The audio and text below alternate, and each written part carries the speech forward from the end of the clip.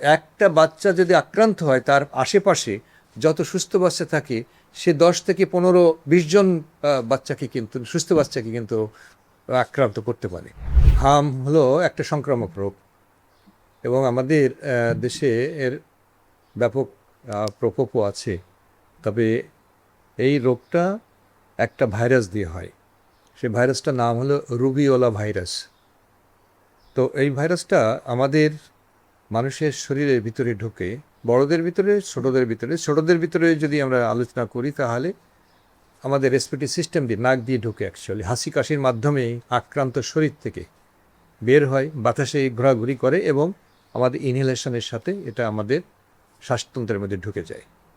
ঢুকে যাওয়ার পরে সেখানে তারা বংশবিস্তার করে এবং আলটিমেটলি তারা ধীরে ধীরে ধীরে ধীরে ওই আক্রান্ত ব্যক্তির শরীরের বিভিন্ন জায়গায় ছড়িয়ে পড়ে এবং তাদের মেইন টার্গেট থাকে যেটা শরীরের ভিতরে আমাদের যে রোগ প্রতিরোধ ক্ষমতার যে সিস্টেম আছে, যেটাকে বলে ইমিউনোলজিক্যাল সিস্টেম, সেই সিস্টেমের ভিতরে যে সমস্ত কোষগুলো আমাদের শরীরের জন্য প্রতিরক্ষার কাজ করে সেই সমস্ত কোষগুলোকে সে আঘাত করে এবং সেগুলোর কার্যক্রম নষ্ট করে দেয়।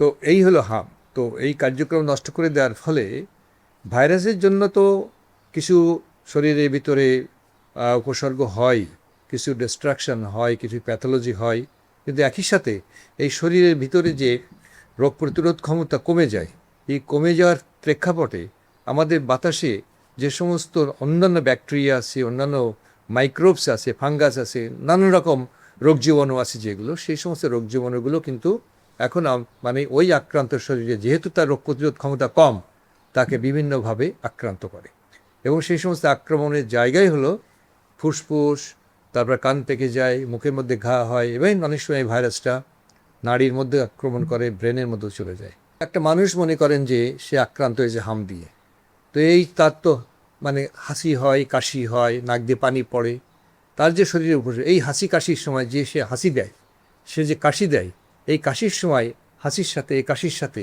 এটা তার শরীর থেকে নির্গত হয় এবং নির্গত হলে সে বাতাসে থাকে। এখন আশেপাশে যারা আছে সুস্থ বাচ্চা, তাদের যে ইনহেলেশন নেয়, যে বাতাসটা নেয়, সেই বাতাসের ভিতরে এই ভাইরাসের অবস্থান আছে, তাই সেই অবস্থানের মাধ্যমে তারাও ইনহেলে করে। তাহলে এটা অত্যন্ত সংক্রামক রোগ। আমি বলছিলাম যে একটা বাচ্চা যদি আক্রান্ত হয় তার আশেপাশে যত সুস্থ বাচ্চা থাকে সে 10 থেকে 15-20 জন বাচ্চাকে কিন্তু সুস্থ বাচ্চাকে কিন্তু আক্রান্ত করতে পারে। বাচ্চারা হলো তার একটা মূলত প্রধান টার্গেট, কারণ বড়দের ভিতরে তার ধরেন ছোটোখাটো ইনফেকশন হয়েছে এবং তাদের শরীরের রোগ প্রতিরোধ ক্ষমতা বাচ্চাদের থেকে কিন্তু অনেক শক্ত। তো সুতরাং মানে বা অ্যাডাল্ট যারা আছে, যারা প্রাপ্তবয়স্ক যারা আছে, তারা আক্রান্ত হলেও যে পরিমাণ ক্ষত আমার বাচ্চার শরীরে হয় তাদের হয়তো ততটা নাও হতে পারে।